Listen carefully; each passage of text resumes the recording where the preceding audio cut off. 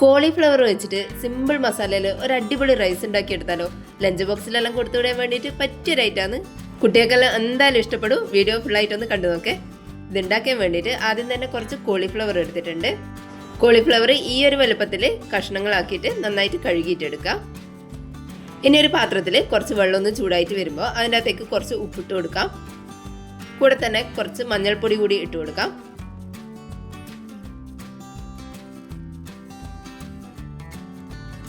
മഞ്ഞൾപ്പൊടിയും ഉപ്പെല്ലാം നന്നായിട്ടൊന്ന് മിക്സ് ചെയ്തെടുത്തതിന് ശേഷം നമ്മൾ വൃത്തിയാക്കി വെച്ചിട്ടുള്ള കോളിഫ്ലവർ ഇതിൻ്റെ അകത്തേക്ക് ഇട്ട് കൊടുക്കാം. കോളിഫ്ലവർ ഒരുപാട് ചെറുതാക്കണ്ട, നമ്മൾ ബജ്ജിയെല്ലാം ഉണ്ടാക്കുന്ന അത്ര ചെറുതാക്കണ്ട, കുറച്ച് വലുപ്പത്തിൽ തന്നെ നിന്നോട്ടെ. നമ്മളിത് വേവിച്ച് പൊരിച്ചെല്ലാം എടുക്കുമ്പോഴേക്കും അതൊന്ന് നുറുങ്ങിയിട്ടുണ്ടാവും. അതുകൊണ്ട് തന്നെ കുറച്ച് വലിയ കഷ്ണങ്ങളാക്കിയിട്ട് എടുക്കാം. ഒരു 8-10 മിനിറ്റ് നേരം ഹൈ ഫ്ലെയിമിൽ തന്നെ വെച്ചിട്ട് ഇതൊന്ന് വേവിച്ചെടുക്കാം. വെന്ത് കഴിയുമ്പോൾ ഇത് വെള്ളത്തുനിന്ന് ഊറ്റിയെടുക്കാം. ഇനി ഒരു പാത്രത്തിലേക്ക് 1 കപ്പ് അരി അളന്നിട്ട് എടുത്തിട്ടുണ്ട്. കൈമ അരിയാണ് ഇവിടെ എടുത്തിട്ടുള്ള. ബസ്മതി അരി വെച്ചിട്ട് ഇതേപോലെ തന്നെ ചെയ്തെടുക്കാം. ഇനി ഇത് നന്നായിട്ട് കഴുകിയതിന് ശേഷം ഒരു 1/4 മണിക്കൂർ മുതൽ 20 മിനിറ്റ് വരെ ഒന്ന് കുതിർത്ത് വെക്കുക. അതിനുശേഷം വെള്ളം വരാൻ വേണ്ടിയിട്ട് മാറ്റി വെക്കാം. അതിൻ്റെ കൂടെ തന്നെ 1 കപ്പ് അരിക്ക് 2 കപ്പ് വെള്ളം എന്നുള്ള രീതിയിൽ വെള്ളം തിളപ്പിക്കാൻ വേണ്ടിയിട്ട് വെക്കാം. അതിനുശേഷം ഒരു കുക്കറിലേക്ക് ഒരു 3 ടേബിൾ സ്പൂൺ ഓയിൽ ഒഴിച്ചു കൊടുക്കാം. ഓയിലൊന്ന് ചൂടായിട്ട് വരുന്ന സമയത്ത് അതിൻ്റെ അകത്തേക്ക് സ്പൈസസ് എല്ലാം ഇട്ട് കൊടുക്കാം. ഇനി നമ്മൾ കഴുകിയിട്ട് വെള്ളം വാരാൻ വെച്ചിട്ടുള്ള അരി ഇതിൻ്റെ അകത്തേക്ക് ഇട്ട് കൊടുക്കാം. ഇനി ചെറുതായിട്ട് ഇതൊന്ന് വറുത്തെടുക്കാം. ഒരുപാട് പൊരിഞ്ഞു പോകുമൊന്നും വേണ്ട, ഒന്ന് ജസ്റ്റ് ഒന്ന് ചൂടായി കിട്ടിയാൽ മതി. ഇനി അതിലേക്ക് നമ്മൾ തിളപ്പിച്ച് വെച്ചിട്ടുള്ള 2 കപ്പ് വെള്ളം ഒഴിച്ചു കൊടുക്കാം. നന്നായിട്ട് തിളച്ച വെള്ളം വേണം ഒഴിച്ചു കൊടുക്കാൻ വേണ്ടിയിട്ട്. ഇനി ഇതൊന്ന് മിക്സ് ചെയ്തെടുത്തതിന് ശേഷം ഒരു 1.5 ടീസ്പൂൺ ഉപ്പിട്ട് കൊടുക്കാം.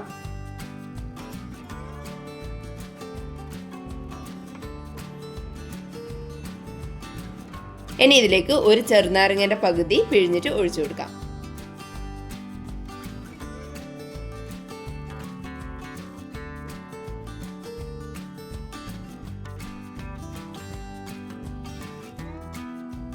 ഇനി ഹൈ ഫ്ലെയിമിൽ വെച്ചിട്ട് വെയിറ്റ് ഇടാതെ തന്നെ കുക്കറിന്റെ അടപ്പൊന്ന് ഇട്ട് കൊടുക്കാം. ആദ്യത്തെ ഒരു 5 മിനിറ്റ് നേരം ഹൈ ഫ്ലെയിമിൽ വെക്കുക.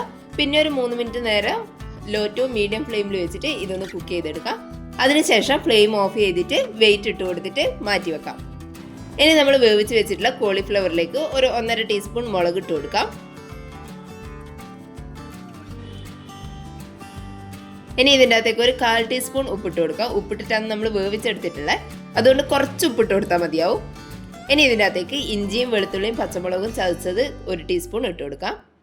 പിന്നെ ഒരു 1/2 ടീസ്പൂൺ ഗരം മസാല കൂടി ഇട്ട് കൊടുത്തിട്ട് എല്ലാം കൂടി നന്നായിട്ടൊന്ന് മിക്സ് ചെയ്തെടുക്കാം. കൈ വെച്ചിട്ട് തന്നെ മിക്സ് ചെയ്ത് കൊടുക്കാം.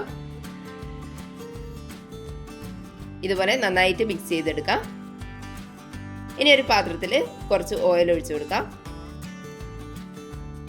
ഓയിലൊന്ന് ചൂടായിട്ട് വരുമ്പോൾ നമ്മൾ മിക്സ് ചെയ്ത് വെച്ചിട്ടുള്ള കോളിഫ്ലവർ ഇതിൻ്റെ അകത്തേക്ക് ഇട്ട് കൊടുക്കാം. മുഴുവനും ഒരുമിച്ച് തന്നെ ഫ്രൈ ചെയ്തെടുക്കാം. ഇടയ്ക്കൊന്ന് ഇളക്കിയിട്ട് കൊടുക്കാം. നന്നായിട്ടൊന്ന് മുരിഞ്ഞു വന്നു കഴിഞ്ഞാൽ ഇത് കോരി മാറ്റാം.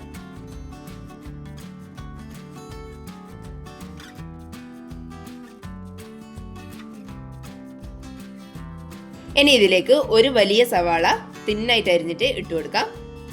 സവാള നന്നായിട്ടൊന്ന് വഴറ്റിയിട്ടെടുക്കാം. പെട്ടെന്ന് വഴന്നു വരാൻ വേണ്ടിയിട്ട് കുറച്ച് ഉപ്പ് കൂടി ഇട്ട് കൊടുക്കാം. നമ്മൾ കോളിഫ്ലവറിലും ചോറിലും എല്ലാം ഓൾറെഡി ഉപ്പ് ഇട്ടിട്ടുള്ളതാണ്, അതുകൊണ്ട് കുറച്ച് മാത്രം ഇട്ട് കൊടുക്കാം. ഒരു 1/4 ടീസ്പൂൺ മാത്രം മതിയാവും. ഇനി നന്നായിട്ടൊന്ന് വഴറ്റിയെടുക്കാം. ഇനി ഇതിലേക്ക് ഒരു കഷ്ണം ഇഞ്ചിയും 2 പച്ചമുളകും ഒരു 10 അല്ലി വെളുത്തുള്ളിയും കൂടി ചതച്ചത് ഇട്ട് കൊടുക്കാം.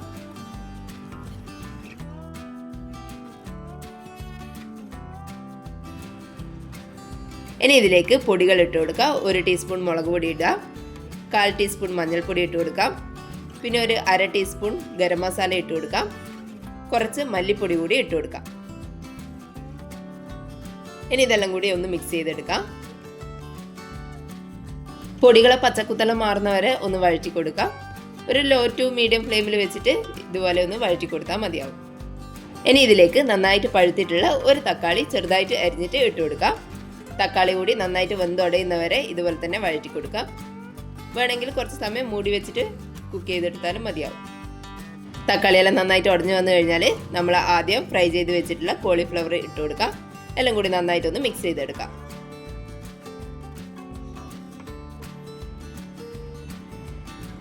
നന്നായിട്ട് മിക്സ് ചെയ്തെടുത്തതിന് ശേഷം ഫ്ലെയിം ഓഫ് ചെയ്യുക. എന്നിട്ട് നമ്മൾ വേവിച്ച് വെച്ചിട്ടുള്ള ചോറ് ഇതിൻ്റെ അകത്തേക്ക് ഇട്ട് കൊടുക്കാം. ഇനി ഈ ചോറും മസാലയെല്ലാം നന്നായിട്ട് തന്നെ ഒന്ന് മിക്സ് ചെയ്തെടുക്കാം.